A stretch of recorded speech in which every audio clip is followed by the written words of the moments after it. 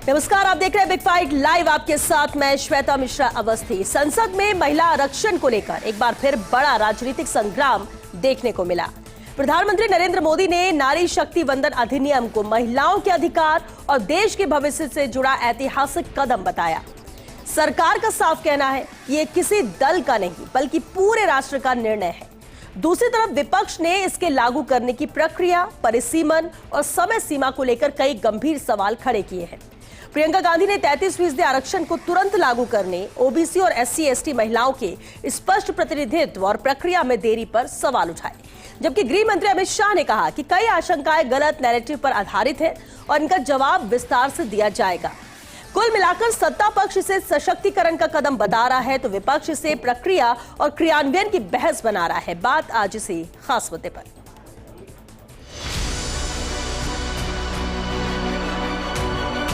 महिलाओं को मिलने वाले इस अधिकार का जिसने विरोध किया, देश की महिलाओं ने उन्हें माफ नहीं किया है।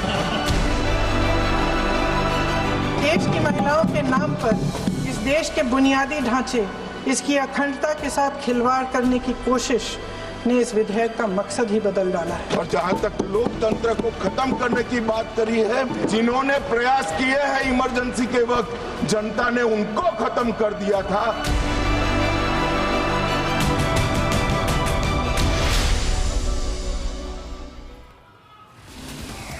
और चलिए इस खास मुद्दे पर चर्चा के लिए खास मेहमान हमारे साथ जुड़ चुके हैं। सबसे पहले उनसे रूबरू करा दे आपको। चर्चा में मौजूद हैं बीजेपी से डॉक्टर अपूर्वा सिंह जी, बहुत स्वागत है अपूर्वा जी आपका। कांग्रेस से हमारे साथ डॉक्टर मीनाक्षी सेठी जैदी जी हैं। मीनाक्षी जी आपका भी बहुत स्वागत है। और साथ ही छात्रा भूमिका भी हमारे बीच चर्चा में मौजूद है। भूमिका आपका भी बहुत स्वागत है। कुछ ही देर में प्रतीक कासलीवाल जी भी हमारे साथ जुड़ेंगे, वरिष्ठ अधिवक्ता। और चलिए चर्चा की मैं शुरुआत अपूर्वा जी आपसे ही करना चाहूंगी। लगातार नारी वंदन अधिनियम को लेकर चर्चा, संवाद का दौर जारी रहा, लेकिन बेहद महत्वपूर्ण ये 3 दिन रहने वाले 16, 17 और 18, और आज संसद में भी बेहद खूबसूरत तस्वीर देखने को मिली, क्योंकि खास मुद्दा महिलाओं का मुद्दा, महिलाओं के भविष्य से जुड़ा हुआ मुद्दा, जिस पर चर्चा जारी रही। क्या इस अधिनियम को लेकर जो सवाल उठ रहे हैं उससे इतर आप ये तो कह रहे हैं कि सशक्तिकरण, महिला सशक्तिकरण के लिए बहुत ही बेहद अहम यह अधिनियम है और मौका मिलेगा भविष्य के मद्देनजर, तो विपक्ष सवाल टाइमिंग को लेकर भी उठा रहा है। और आज प्रियंका गांधी ने भी इस पर सवाल खड़े किए हैं। इस पर मैं जरूर पहले एक कमेंट चाहूंगी आपसे। देखिए श्वेता जी, समय साक्षी है कि जो संकल्प हमने लिया है, स्त्री जो है वो अपनी सक्षमता से अब समकक्षता की तरफ अग्रसर हो रही है, उसका रूपांतरण हो रहा है। उसकी जो स्वतंत्रता थी वो समता के सोपान पर चढ़ने जा रही है। ये इतर है कि सदन के अंदर विपक्ष है, विपक्ष कहते हैं ना, कुछ तो लोग कहेंगे, लोगों का काम है कहना, तो विपक्ष का काम सकारात्मक भूमिका में तो हमने विपक्ष को कभी पिछले 11 वर्षों में नहीं देखा, तो अभी भी नहीं दिखेगा। मगर पुनः इस बात को हम दोहराना चाहेंगे कि जब आधी आबादी को अपना अधिकार मिल रहा हो, और केवल ऐसा नहीं है केवल भारतीय जनता पार्टी की महिलाओं को मिल रहा है, हर पार्टी की महिला को यह अधिकार मिलेगा। आज कांग्रेस की जो प्रतिनिधि महिलाएं हैं या अन्य पार्टी की भी जो प्रतिनिधि महिलाएं हैं, उनके मन में भी एक उमंग है, खुशी की लहर है। वो भी ठीक है, दलगत राजनीति से क्योंकि बंधी हुई हैं तो डिबेट्स में आती हैं, कहती हैं, विरोध करती हैं, सदन में भी आवाज उठाना उनका वाजिब है। मगर जब घर जाती हैं तो सही मायने में वो ये जरूर कहती हैं कि चलिए कोई पार्टी तो ऐसी है, कोई प्रधानमंत्री जी तो ऐसे आए जिन्होंने हमारी आधी आबादी के बारे में सोचा। ठीक है, आप घर के अंदर समर्थन देते हैं, घर के बाहर आके विरोध करते हैं, कोई बात नहीं, मगर इस विरोध को जो है वो राजनीतिक रंग ना दें, क्योंकि आज भी सदन में माननीय प्रधानमंत्री जी ने कहा था कि अब ये जो विरोध है वो केवल राजनीतिक विरोध नहीं रहा है, ये एक सामाजिक लहर का विरोध है, ये एक आंदोलन का विरोध है, ये भावनात्मक विरोध है, ये मनोवैज्ञानिक विरोध है। और अगर आप नियत के साथ, ठीक नियत के साथ में अगर आपने इन तीनों बिलों का समर्थन नहीं किया, तो आज आधी आबादी को आप क्या मुख दिखाएंगे या आप किस मुख से जो है वो बात। ठीक है, एक कमेंट और फिर मैं मीनाक्षी जी का रुख करूंगी, क्योंकि आपने विपक्ष की बात की कि वो विरोध कर रहा है। विपक्ष साफ तौर पर कह रहा है कि इस अधिनियम के साथ और महिलाओं के लिए होना चाहिए। वो सिर्फ 2 बातें, जो 2 सवाल उठा रहा है, उस पर मैं आपसे जवाब चाहूंगी। पहला ये कि क्योंकि चुनाव है और तमिलनाडु और वेस्ट बंगाल में अभी चुनाव होना बाकी है, और उससे पहले ये 3 दिन चर्चा करना और इसको पालना करा लेना कि अधिनियम यहाँ पर कानून बने, इसकी कोशिश करना, ये चुनाव के मद्देनजर है। और प्रियंका गांधी ने भी कहा कि ये पॉलिटिकल ट्रम्प कार्ड है जिसका इस्तेमाल किया जा रहा है। तो इसे किस तरह से देखिए। और दूसरी तरफ वो ये भी कह रहे हैं कि आप चुनाव के बाद इसे कर लेते तो हम आराम से चर्चा भी करते और इसकी आगे की प्रक्रिया होती तो ऑब्जेक्शन नहीं होता। तो इस पर सवाल, क्योंकि कहीं ना कहीं कुछ लोग हैं जो ये मानते हैं कि हाँ ऐसा हो सकता था, जहां इतना रुके तो कुछ दिन और सही। श्वेता जी, सदन के अंदर हमारा समर्थन करने के लिए हमने उनको रोका नहीं है। आज अगर प्रियंका गांधी जी भी इस बिल के विपक्ष में बोलने की जगह अगर समर्थन पे बोलती तो हो सकता है आधी आबादी उनके भी पक्ष में जाके खड़ी हो जाती। ये ट्रम्प कार्ड केवल हमने हमारे लिए नहीं चला, और हमने तो चला ही नहीं, हमने तो आधी आबादी के लिए जो है वो इसको मद्देनजर रखते हुए सही समय पर हम लेकर आए हैं। मगर आप अगर विरोध करेंगे सदन में खड़े होकर और आप बार बार चिल्लाएंगे ये चुनावी पैतरा खेल रहे हैं, चुनावी स्टंट है, तो पुनः प्रधानमंत्री जी ने इस बात को सदन में दोहराया था कि अगर आप विरोध करेंगे तो जनता आपको देख रहे हैं, आप खुले मन से समर्थन करिए। एक दिशा के अंदर, एक दशा के अंदर आके सब एक साथ कदम मिलाकर के इस बिल का समर्थन करिए। आप देखिए जिन स्टेट्स के अंदर इलेक्शन है वहां की नारी शक्ति आपको भी उतना ही आशीर्वाद देगी। मगर आप 3 दिन सदन में लोकतंत्र के मंदिर में खड़े होकर आधी आबादी के हक के ऊपर जो है वो विरोध में आवाज उठाएंगे और फिर कहेंगे ये तो भारतीय जनता पार्टी का।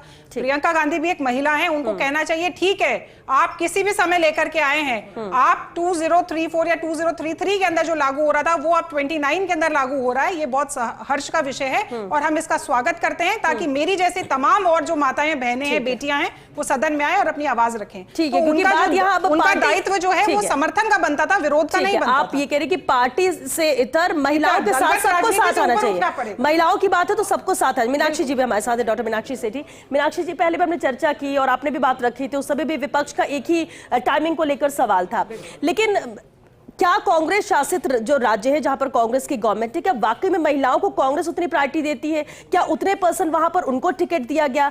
दूसरा अहम सवाल कि आप ये चुनाव को लेकर जो बात उठा रहे हैं, क्या आपको लगता है कि चुनाव, क्योंकि 2 अहम राज्य हैं, वोटिंग से पहले चर्चा करना और इस पर महिलाओं को लेकर बात करना ट्रम्प कार्ड के तौर पर प्रियंका गांधी ने कहा, आपको लगता है इससे उनको फायदा और आप लोगों को नुकसान होगा?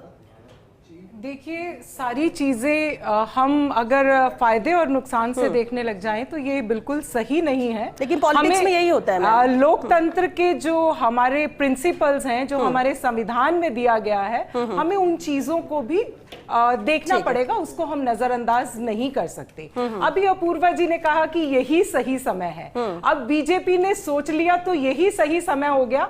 जब आज से 30 महीने पहले जब ये बिल पारित हो रहा था, तभी मल्लिकार्जुन खड़गे जी ने और सोनिया गांधी जी ने और तमाम विपक्षी नेताओं ने ये कहा था कि इसको आप डिलिमिटेशन से और सेंसस से लिंक मत कीजिए, इसको आप अभी लागू कीजिए। तब तो इनको लगा कि नहीं, अभी लागू नहीं करना है। तो अब आप देखिए कि जब 5 राज्यों में चुनाव चल रहे हैं, 3 में वोटिंग हो चुकी है, 2 में वोटिंग अभी बाकी है, और तमाम विपक्षी नेता ये कह रहे थे कि आप 29 अप्रैल को ये चुनाव निपट जाने दीजिए और उसके बाद आप एक सर्वदलीय बैठक बुला लीजिए। हम महिला आरक्षण का कतई विरोध नहीं कर रहे हैं, लेकिन जैसी आशंका जताई जा रही थी, ये बिल परसों इन्होंने जनता के सामने लेके आए हैं, उससे पहले जैसी आशंका जताई जा रही थी कि महिला आरक्षण के नाम पे ये कोई और कार्ड खेलने वाले हैं, वो अब बिल्कुल सामने आ गया कि वो डिलिमिटेशन को लागू करने वाले हैं, जिसमें हमारी सदर्न स्टेट्स का हिस्सा कम होने वाला है और उत्तरी जो राज्य हैं उनका हिस्सा बढ़ने वाला है। और इसमें जो डिलिमिटेशन कमीशन है उसको भी इन्होंने, जैसे इलेक्शन कमीशन को अपनी मन मर्जी से चलाते हैं, वैसे ही अब डिलिमिटेशन कमीशन का भी हश्र होने वाला है, क्योंकि उसमें पहले ये उसमें जो हमारा संविधान था उसमें ये वर्डिंग लिखी हुई थी कि आफ्टर एवरी न्यू सेंसस, अब उसको रिप्लेस करके कर दिया आफ्टर सच सेंसस विच पार्लियामेंट में डीम फिट। तो अब ये पार्लियामेंट की साधारण मेजॉरिटी से ये कभी भी किसी भी जनगणना के आधार पर डिलिमिटेशन कर पाएंगे, पहली बात। दूसरी बात, 2011 के आंकड़े 30 महीने पहले भी उपलब्ध थे, अगर उन्हीं आंकड़ों पर करना था तो वो तब भी किया जा सकता था। आज ऐसी कोई नई बात नहीं हुई है। तीसरी बात, हम कह रहे हैं कि आप जातिगत जनगणना करवाइए। जातिगत जनगणना ने इन्होंने मरता क्या ना करता हाँ कर दी, अर्बन नक्सल कहने के बावजूद उस जाति जनगणना की इनको हाँ करनी पड़ गई। अब जब जाति जनगणना हो रही है, हम कह रहे हैं कि SC ST OBC महिलाओं को भी उस आरक्षण का लाभ मिले, तो वो क्यों नहीं देना चाह रहे?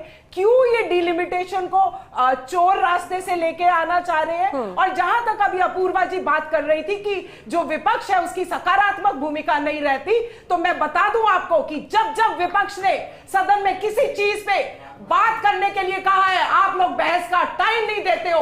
आप ऑपरेशन सिंदूर के लिए भी बोला था, 18 घंटे ऑपरेशन सिंदूर के लिए भी बोला था, जब देश की सीमाओं की रक्षा के लिए भी बोला था, उरी अटैक्स पर भी बोला था, उसमें था पुलवामा अटैक्स में भी बोला था।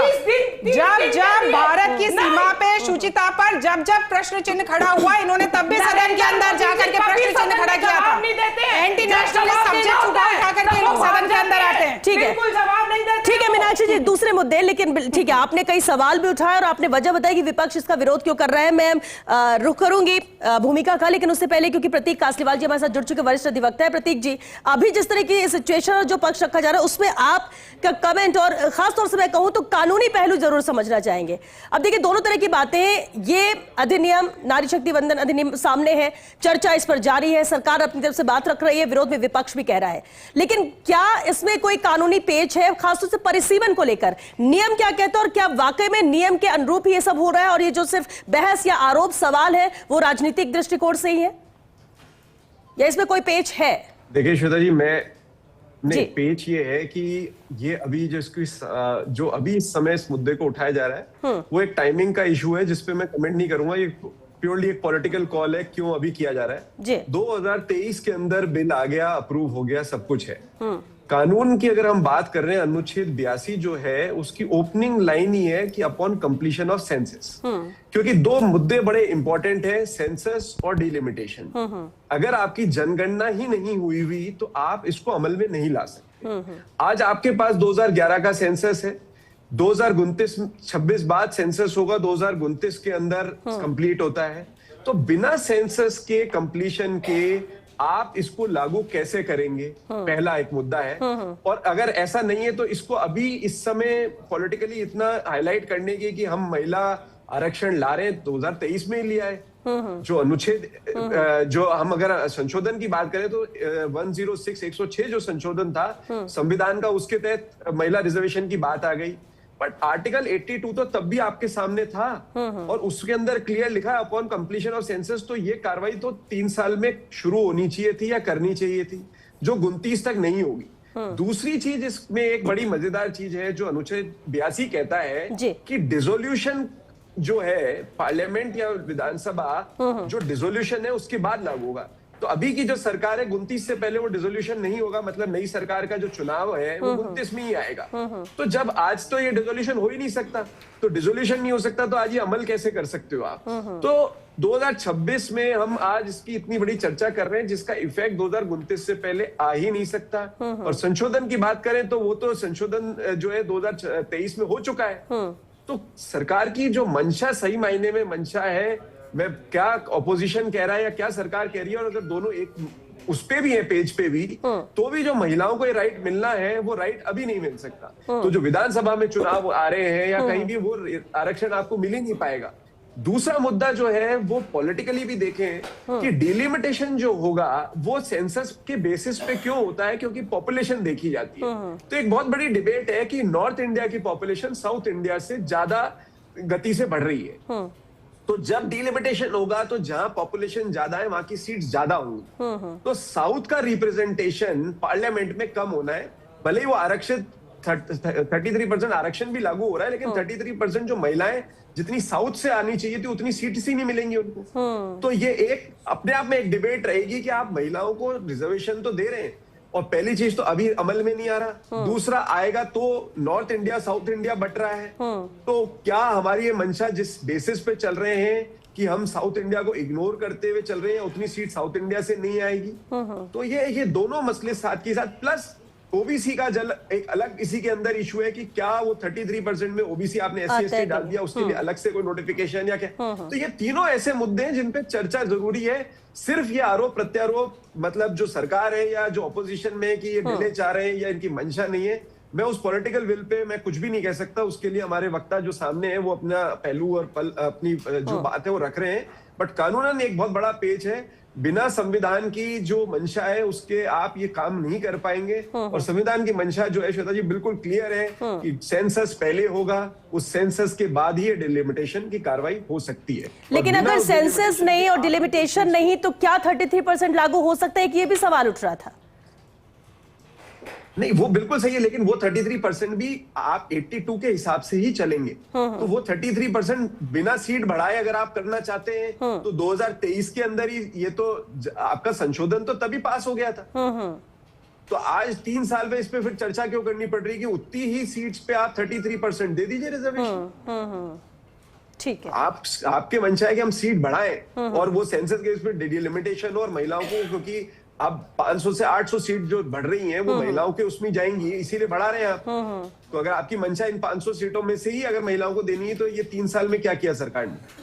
ठीक है, अगर ये मंशा होती तो ये किया जा सकता था, लेकिन अगर सीट बढ़ाकर फिर 33% है तो उसके लिए सेंसस और डिलिमिटेशन दोनों जरूरी है और वो प्रोसेस में वक्त लगता है और उसके बाद ही इसे इंप्लीमेंट किया जा सकता है। बहुत ठीक प्रतीक जी, आपने बेहद साफ शब्दों में इसे समझाया। हमारे साथ भूमिका छात्रा भी। भूमिका, अब देखिए जो सक्रिय है राजनीति में, लेकिन आज के युवा की हम बात करें तो एक बड़े सपने लेकर वो राजनीति में कदम रखना चाहता है और यूनिवर्सिटी उसका पहला कदम होती है। लेकिन नारी वंदन अधिनियम की जब हम बात करते हैं तो ये हर किसी के लिए, क्योंकि ये नारी की बात हो रही है, इसे आज का युवा, आज की छात्राएं कैसे देख रही हैं? आज ये संसद में पास हुआ है, आज 2023 में पास हो चुका है। 33% हमें पहले मिल चुका है। पर अगर आज सरकार इसके लिए पक्ष में है तो मैं इसका समर्थन करती हूँ, क्योंकि मैं बोलती हूँ आज नहीं तो कभी नहीं। अगर आज देखा जाए तो यूनिवर्सिटी हो चाहे देश हो, जहां भी हो, आज 50% महिलाएं आबादी अपने आप में है। यूनिवर्सिटी में जहां एनरोल देखा जाता है वहां भी 50% महिलाएं छात्रा का एनरोल है। तो इस तरह तो हर जगह अगर ये आरक्षण अगर मिलता है महिलाओं को तो छात्राओं के लिए हित में है और ये हम कहेंगे कि आज नहीं तो कभी नहीं। और महिलाएं कोई बटरफ्लाई नहीं है जिन्हें साइड में बैठाया जा सके। महिलाएं आज इस मुद्दे पर आज इस पक्ष पर पहुंच चुकी हैं कि अपने सारे डिसीजन खुद ले सकती हैं, सेंटर में बैठ सकती हैं और हर पॉजिटिव और नेगेटिव को सपोर्ट कर सकती हैं। तो मेरे हिसाब से आज ये बिल लागू होना चाहिए और इसका इफेक्ट 2029 से होगा, क्योंकि देखा जाए तो इलेक्शंस तब होंगे और जब तक इसके पूरे नेगेटिव और पॉजिटिव सारे पहलू सामने आ जाएंगे। ठीक है। अपूर्वा जी, उस वक्त आप कह रही थी, क्योंकि प्रतीक जी ने भी इस पर कमेंट किया और जो मीनाक्षी जी ने भी कहा। देखिए श्वेता जी, मुझे ध्यान है आज से कोई 15-20 दिन पहले आप ही के चैनल पर आप ही ने एक डिबेट की थी जिसमें आपने कहा था 50+33 ये क्या सुपर फॉर्मूला है। आपको ध्यान? बिल्कुल बिल्कुल। वो क्या था? इन सभी के जो प्रश्न है उनको मैं अपने तर्क से जवाब दे देती हूँ। सीट ऑगमेंटेशन का काम हुआ। सीट ऑगमेंटेशन का मतलब कि जो भी जहां पे जितनी भी सीट्स थी, जैसे फॉर एग्जांपल यूपी में लोकसभा की 80 सीट्स थी, तो 80 का 50% होता है 40। तो 80 के अंदर हमने 40 जोड़ा तो 120 सीटें हो गई। वहीं तमिलनाडु के अंदर 39 सीट्स है। 39 सीट्स का अगर हम 50% देखते हैं तो 19.5 हो गई। 19.5 का मतलब हुआ कि हमें ओवरऑल वहां पे 20 सीटें बढ़ानी पड़ेंगी। तो 39 का हमने 59 कर दिया। तो ये एक टोटली विन विन सिचुएशन है। क्यों? क्योंकि ये बात बिल्कुल सही है कि सदर्न स्टेट्स ने अपनी जनसंख्या कंट्रोल पे, पॉपुलेशन कंट्रोल पे बहुत ही अच्छा काम किया था। जो नॉर्दर्न स्टेट्स है या जो हिंदी भाषी बेल्ट वाले स्टेट्स है वहां पर इतना अच्छा कार्य जनसंख्या कंट्रोल पर नहीं हो पाया। तो ये बात बिल्कुल ठीक है कि अगर हम जनगणना के आधार पर चीजें चलाते तो सदर्न स्टेट्स लॉस में रहते। ये बात बिल्कुल ठीक है। मगर जब हम 50+33 का फॉर्मूला लेकर आ रहे हैं, सीधा उनकी जो सीट्स है उनमें 50% का इजाफा हो रहा है और उस 50% के अंदर हम 33% दे रहे हैं। उसके अंदर भी हम कह रहे हैं कि हम वर्टिकल रिजर्वेशन देंगे। जैसे फॉर एग्जाम्पल अभी हमारे जो SC/ST जो वर्ग है उनकी जो संख्या है वो 84 की अगर SCs की है तो वो बढ़ के 136 हो रही है। ST के अंदर 47 है तो वो बढ़ के 70 हो रही है। टेंटेटिवली हम बात कर रहे हैं अभी। ओबीसी की बात आती है। देखिए, प्रतिनिधित्व हमेशा से उस वर्ग को दिया जाता है। हमें प्रतिनिधित्व देखने से पहले ये जांचना होगा कि उस वर्ग का उतना प्रतिनिधित्व उस सदन के अंदर है या नहीं। देखिए, SC/ST जो हमारे बंधु थे, भाई थे, उन लोग या बहनें थी, उनका उतना नेचुरल क्लेम के अंदर उतना प्रतिनिधित्व नहीं आया था। मगर आज अगर हम ओबीसी पर बात करें तो 2019 के अंदर 124 MP जो है वो ओबीसी समुदाय से थे और 2024 के अंदर 138 MPs हैं। है। तो ये हमें बताता है कि वो ओवरऑल 26 से लेके 31% तक अभी भी विदाउट रिजर्वेशन भी उनका प्रतिनिधित्व है। अब पार्टी अपने लेवल पर चिंता करे कि भाई हमें इतनी महिलाएं इस वर्ग से उतारनी है, हमें उतनी महिलाएं उस वर्ग से उतारनी है, तो ये टोटली विन विन सिचुएशन है। इसके अंदर सदर्न स्टेट्स जो हैं, देखिए जब कोई व्यक्ति प्रधान पद पर बैठ जाता है, जब वो लोक सेवक बन जाता है, प्रधानमंत्री बन जाता है, तो वो फिर किसी दलगत राजनीति से ऊपर उठकर बात करता है और बात फिर पूरे देश की होगी, पूरे देश की होगी। तो आप देखिए ये ऐतराज जो है वो सबसे ज्यादा उन्हीं को हो रहा है जो कांग्रेस पार्टी से अलाइंड पार्टीज है, उनको हो रहा है। बाकी जो 50+33 का सुपर फॉर्मूला है उसके अंदर सदर्न स्टेट्स जो है वो बेनिफिट के अंदर रह रहे हैं। अपने विचार हैं, इसलिए हम इस पे बात भी कर। क्या है जो एक चीज और मैं आपको इसमें बताऊंगी, इसके साथ में क्या हो रहा है, सदर्न स्टेट्स बेनिफिट में है, SC/ST समुदाय हमारा बेनिफिट में है, महिलाएं भी जो है, आप सोचिए 2026 के अंदर आपने सेंसस शुरू करी, सेंसस का जो रोल है वो कब स्लिप आउट होगा, 2030 आ जाएगा। 2030 का मतलब महिलाएं ये जो आने वाले भी 5 साल है इनके लिए भी वंचित रहे और 33 तक फिर वो वंचित ही रहे। अरे भाई नियम जो है संविधान, क्या कांग्रेस ने संविधान के अंदर संशोधन नहीं करे? कांग्रेस ने सारे नेगेटिव संशोधन तक कर दिए। ठीक है अपूर्वा जी, क्योंकि नहीं कॉन्स्टिट्यूशन को आपने सीज तक कर दिया, इमरजेंसी का कालम भूले नहीं है। नियम जो है वो व्यक्ति के लिए होते हैं, व्यक्ति नियमों के लिए नहीं होते। अगर सर्वहित सुखाय और जनाय के लिए कार्य हो रहा हो तो उसके अंदर दलगत राजनीति। एक लंबे वक्त तक कांग्रेस का भी राज रहा है, लेकिन मीनाक्षी जी कांग्रेस भी कहती कि हमने बहुत पहले आरक्षण को लेकर महिलाओं की आवाज भी उठाई थी और ये, लेकिन एक बहुत लंबा वक्त था, क्या वो प्रायोरिटी में कांग्रेस के नहीं था? कैसे नहीं था? हाँ। सबसे पहले बिल कौन लेके आया और बिल का पारित विरोध नहीं होने दिया। 2010 में बिल राज्यसभा में पारित हो गया। तो फिर और जहां तक अपूर्वा जी ये कह रही हैं कि 2023 से लेके और अब तक में मुझे ये बताइए ना सिचुएशन क्या चेंज हुई, और जो ये फॉर्मूला बता रही है 50+33 का, अगर आप हमारा एनलाइटनमेंट कर दीजिए। मुझे तो आज के बिल में कहीं दिखाई नहीं दिया कि उन्होंने वो ये फॉर्मूला बिल के अंदर कहीं दिया। ये बिल्कुल पड़ा हुआ है, मीडिया के कयास हैं ये। और अगर वो फॉर्मूला चल भी जाता है तो भी मैं बता रही हूं जो हमारी सदर्न स्टेट्स हैं उनका जो परसेंटेज है आज 24.3% है, उनका 20.7% रह जाएगा। आप कैसे रह जाएगा? 50% आने दीजिए चर्चा करिए आप एक बार। बिल्कुल कैलकुलेशन करके ही बोल रही हूँ अपूर्वा जी। अभी तक तो आपको जानकारी भी नहीं थी और अभी आपने कैलकुलेशन भी कर लिया। मीनाक्षी जी, मीडिया के कयास पे आप चल रही हो वो मीडिया मैं भी देखती हूँ। जनता को भ्रमित मत करिए, महिलाओं को भ्रमित नहीं कर रहे हैं, भ्रमित आप लोग कर रहे हैं। के बाद कांग्रेस आप ये बताइए, आप एक महिला थी और जब महिलाओं के आरक्षण की बात हो रही हो, महिलाओं के अधिकार की बात हो रही हो, तो 30 महीने में बता दीजिए ऐसा क्या बदल गया कि आपको अभी इमरजेंसी हो गई इसको लेके आने की? आपकी नीति और आपकी नीति आम जनता देख रही है। या तो आप ये ऐलान कर दीजिए कि कल अगर 33% रिजर्वेशन आता है तो मीनाक्षी जी रिजर्व सीट पे नहीं चुनाव लड़ेंगी 33 से पहले। बोलिए नैतिकता के आधार पर बोलती है आप ये बात? नहीं,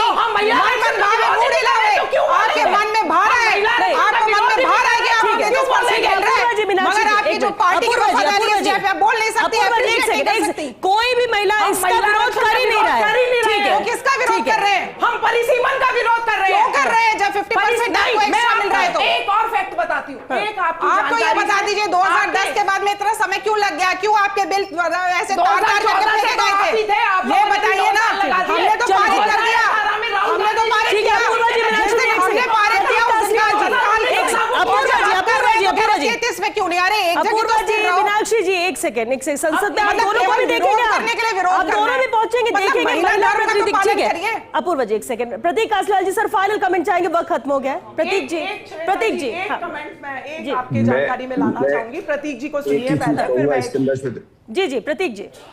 मैं अभी भी अपनी उसी बात को दोहरा रहा हूँ श्वेता जी कि कानून जो भी आप बनाए, ये जो 50 का इसको करके 33%, क्या संविधान के हिसाब से ये जो अगर आप रूल बना रहे हो या जो चीजें संविधान के हिसाब से अप्रूव्ड है, और संविधान में मुझे कहीं ऐसा नजर नहीं आया ये फॉर्मूला जो है।